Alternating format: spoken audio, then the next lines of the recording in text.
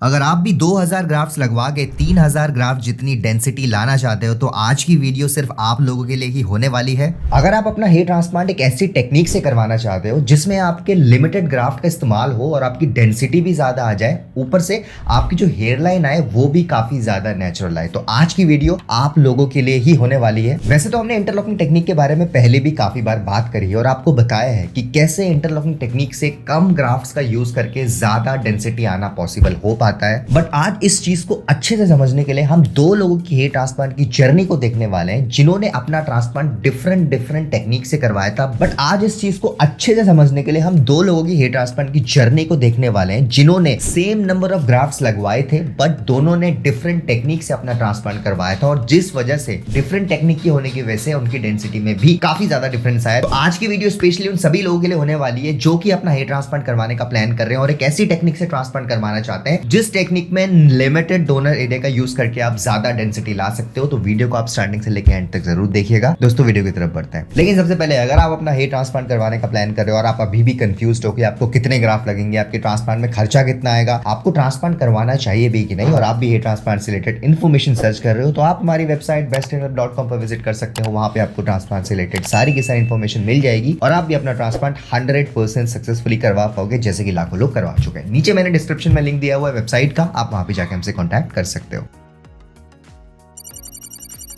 तो गाइस सबसे पहले बात कर लेते हैं सब्सक्राइबर नंबर 1 के बारे में जिन्होंने अपना ट्रांसप्लांट नॉर्मल एफयूई टेक्निक से करवाया था, जो कि आप सभी जानते हैं। आप जब भी ट्रांसप्लांट करवाने का प्लान करते हैं तो सबसे पहले आपको दो ही टेक्निक के बारे में पता लगता है, एक एफयूई हेयर ट्रांसप्लांट और दूसरी FUT transplant, right. FUE hair transplant काफी ज्यादा पुरानी टेक्निक अब हो चुकी है लेकिन फिर भी काफी अच्छे रिजल्ट उसके आते हैं। तो हम अपने सब्सक्राइबर की जर्नी को पहले कवर करते हैं। आज से लगभग 1 से 1.5 साल पहले इन्होंने अपना हेयर ट्रांसप्लांट करवाया था, राइट, और इन्होंने अपना ट्रांसप्लांट नॉर्मल एफयूई टेक्निक से करवाया था। अब अगर हम बात करें ट्रांसप्लांट से पहले की कंडीशन के बारे में तो आप देख सकते हैं इनकी फ्रंटल हेयर लाइन काफी ज्यादा रिसीड हो चुकी थी। अब इनका hair loss male pattern hair loss था, राइट, इनका मेल पैटर्न बॉल्डनेस था। फ्रंटल हेयर लाइन रिसीड होने के साथ साथ इनके मिड स्कैल्प में भी काफी ज्यादा थिनिंग आ चुकी थी। आप लोग फोटोज में देख सकते हैं फेस कट इनका काफी ज्यादा ऑब्वियसली अच्छा लग रहा है, बट क्योंकि इनकी हेयर लाइन काफी ज्यादा रिसीड हो चुकी थी तो हेयर लॉस एक बहुत बड़ा इशू था इनके लिए, राइट। एज की बात करूं तो 31 ईयर ओल्ड इनकी एज थी जब इन्होंने ट्रांसप्लांट करवाने का प्लान किया, बट इनका डोनर बहुत ज्यादा एवरेज था, बहुत कोई अच्छा डोनर नहीं था, राइट। अब इन्होंने रांची के एक बहुत अच्छे क्लिनिक से अपना हेयर ट्रांसप्लांट करवाया। उस क्लिनिक का लिंक भी मैं आपको डिस्क्रिप्शन में दे देता हूं जिस क्लिनिक से इनका ट्रांसप्लांट हुआ, और उस समय ट्रांसप्लांट करवाया था जब नॉर्मल एफयूई टेक्निक से ट्रांसप्लांट होता था। अब तो वहां पे सफाई टेक्निक आ गई और उसके रिजल्ट और भी ज्यादा अच्छे हैं, बट इन्होंने नॉर्मल एफयूई टेक्निक से ट्रांसप्लांट करवाया था। अब इनके नंबर ऑफ ग्राफ्ट्स की मैं बात करूं तो ऑलमोस्ट 3500 इनके ग्राफ्ट्स लगे थे जिसमें इनके फ्रंटल हेयर लाइन बनाई गई थी, टेंपल्स बनाए गए थे। सबसे बड़ी बात, बॉल्डनेस होने के बावजूद भी इनका टेंपल क्रिएशन किया गया था, एंड इनके मिड स्कैल्प में आपने देखा क्योंकि काफी ज्यादा बाल झड़े थे तो हम देख सकते हैं मिड स्कैल्प में भी काफी ज्यादा थिनिंग आ चुकी थी, तो वहां पे भी ट्रांसप्लांट हुआ। अब मैं ट्रांसप्लांट के 10 दिन बाद की कंडीशन देखो तो आप देख सकते हैं ये वो टाइम होता है जब आपके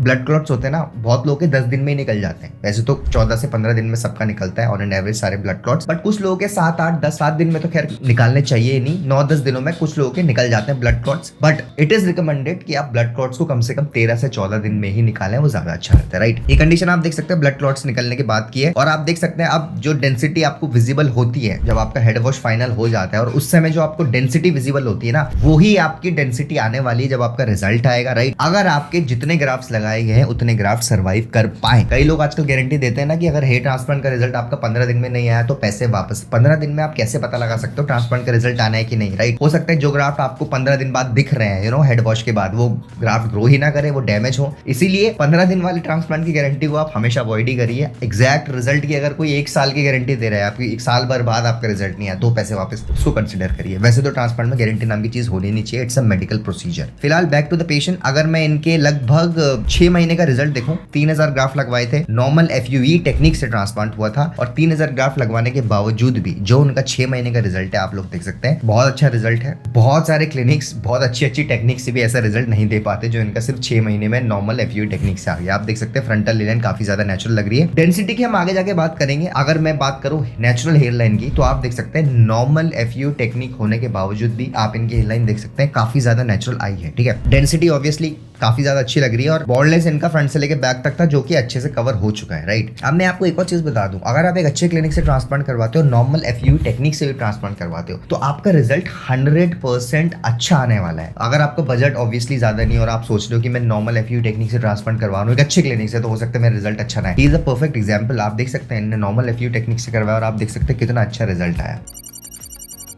अब बढ़ते हैं पेशेंट नंबर 2 की तरफ, जिन्होंने अपना ट्रांसप्लांट इंटरलॉकिंग टेक्निक से करवाया था जयपुर के बहुत अच्छे क्लिनिक से। अगर हम इनके ट्रांसप्लांट से पहले की कंडीशन देखें तो आप देख सकते हैं इनका बोल्डनेस भी वैसा ही था जैसे पेशेंट नंबर 1 का बोल्डनेस था। फ्रंटल हेयरलाइन काफी ज्यादा रिसीड हो चुकी थी एंड वही मिड स्कैल्प में थिनिंग हो चुकी थी और जो बोल्डनेस था वो पीछे तक पहुंच चुका था। एज ग्रुप भी सेम था, 30-31 ईयर ओल्ड इनकी एज थी। ये बेसिकली राजस्थान से थे और अपना हेयर ट्रांसप्लांट करवाना चाहते थे एक ऐसे क्लिनिक से जहां पे इनका रिजल्ट डेंस के साथ साथ नेचुरल भी है। फाइनली इन्होंने इंटरलॉकिंग टेक्निक से अपना ट्रांसप्लांट करवाया और हम देखने वाले हैं सेम नंबर ऑफ ग्राफ्ट्स का यूज हुआ इनके केस में भी 3000 ग्राफ्ट्स, बट वो 3000 ग्राफ्ट्स इंटरलॉकिंग पैटर्न में लगाए गए जिसको हम इंटरलॉकिंग टेक्निक बोलते हैं। और आप देख सकते हैं अगर आप फोटोज में भी ध्यान दें आफ्टर सर्जरी की, तो आप देख सकते हैं इंटरलॉकिंग पैटर्न में ग्राफ्ट्स लगे हैं। बहुत चिपका के ग्राफ को लगाए, इंटरलॉकिंग पैटर्न में ग्राफ्ट को लगाया गया है, जो कि आगे जाके जब मैं आपको इनका रिजल्ट दिखाऊंगा तब आपको समझ आएगा। अब इंटरलॉकिंग टेक्निक, एक चीज तो क्लियर हमने आपको पहले कई बार बताई कि इंटरलॉकिंग टेक्निक में सेम नंबर ऑफ ग्राफ्ट का यूज करके हम ज्यादा डेंसिटी पा सकते हैं, क्योंकि ग्राफ्ट तो आपके अगर 3000 लगाएं तो 3000 ही उगेंगे, बट जो ग्राफ लगाने का पैटर्न होता है, जो ग्राफ लगाने के लिए सफायर ब्लेड्स यूज होती हैं, इन चीजों की वजह से इंटरलॉकिंग टेक्निक में जो इल्यूजन क्रिएट होता है ना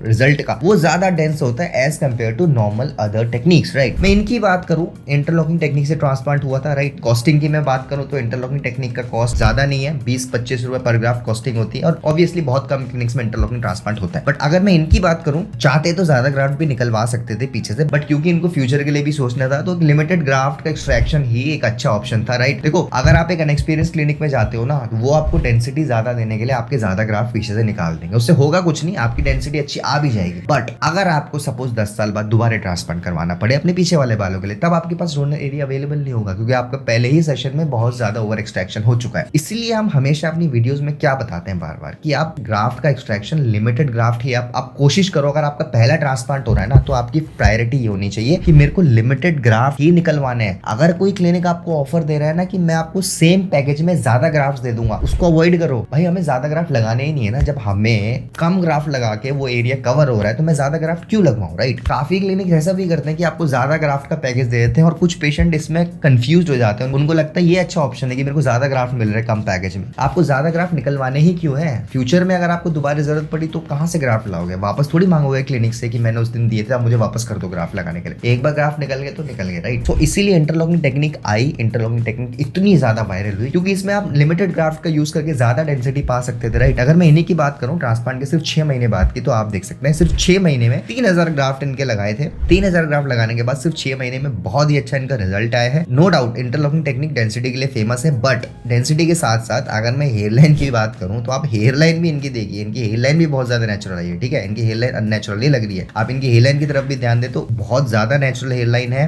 he is very happy with the result. और इन दोनों का कंपैरिजन देख के आपको क्लियरली समझ आया होगा कि कैसे सेम नंबर ऑफ ग्राफ्ट का यूज करके सेकंड पेशेंट की थोड़ी ज्यादा डेंसिटी आई as compare to first patient. Right, ऐसा नहीं है पहले पेशेंट का रिजल्ट अच्छा नहीं आया, बहुत अच्छा रिजल्ट आया, बट अगर वो इंटरलॉकिंग टेक्निक से ट्रांसप्लांट होता तो हो सकता है 5 से 10% और ज्यादा डेंस लगता। अभी जो इनका आप रिजल्ट देख रहे हो ये सिर्फ 6 महीने का रिजल्ट है, अभी डेंसिटी इनकी और भी आना बाकी है। राइट, असली डेंसिटी तो आपको पता है साल भर में आती है, पर 6 महीने के हिसाब से भी आप देखिए इंटरलॉकिंग टेक्निक ने कितनी ज्यादा अच्छी डेंसिटी इनको डिलीवर करके दी। सो गाइस, इस बात को आप हमेशा याद रखो, अगर आप पहला ट्रांसप्लांट करवा रहे हो अपनी लाइफ का तो कोशिश करो कि कम से कम ग्राफ्ट्स यूज करके आपका ट्रांसप्लांट हो जाए। ऐसे क्लिनिक्स के झांसे में मत आओ जो आपको क्लेम करके दे रहे हो कि मैं आपके इतने ग्राफ्ट लगा दूंगा इतने कम पैकेज में। तो ज्यादा ग्राफ्ट लगाने की जरूरत ही क्यों है? कुछ ग्राफ्ट तो रखो ना फ्यूचर के लिए। कोशिश करो लाइफ में अगर पहली बार ट्रांसप्लांट करवा रहे हो तो कम से कम ग्राफ्ट का यूज करके ट्रांसप्लांट करवाओ, ताकि फ्यूचर में 10-15 साल बाद अगर आपको जरूरत पड़े तो आपके पास ग्राफ्ट अवेलेबल हो, आपको वापस क्लिनिक ना जाना पड़े ग्राफ्ट वापस मांगने के लिए। हो सकता है 15 साल बाद आपको क्लिनिक की जगह कुछ और मिल जाए, रेस्टोरेंट मिल जाए वहां पे। तो इसलिए हम हमेशा बोलते हैं जब भी ट्रांसप्लांट करवाने का प्लान करो, प्रॉपर रिसर्च के बाद ट्रांसप्लांटेशन क्लिनिक फाइनलाइज करो, अच्छा ट्रांसप्लांट आपका भी होगा जैसे कि हमारे सब्सक्राइबर्स का हुआ है। तो गाइस, ये थी आज की वीडियो। उम्मीद करता हूं आपको आज की वीडियो पसंद आई होगी। अगर आपको आज की वीडियो पसंद आई तो हमारी वीडियो को लाइक करिए, अपने फ्रेंड्स के साथ ज्यादा से ज्यादा शेयर करिए, एंड अगर आप फर्स्ट टाइम चैनल में आ रहे हैं चैनल को सब्सक्राइब कर दीजिए। आने वाले टाइम में बहुत सारे ऐसी वीडियोस लाने वाले हैं जिनकी नोटिफिकेशन डायरेक्टली आपके फोन में पहुंच जाएगी। Thank you so much for watching guys.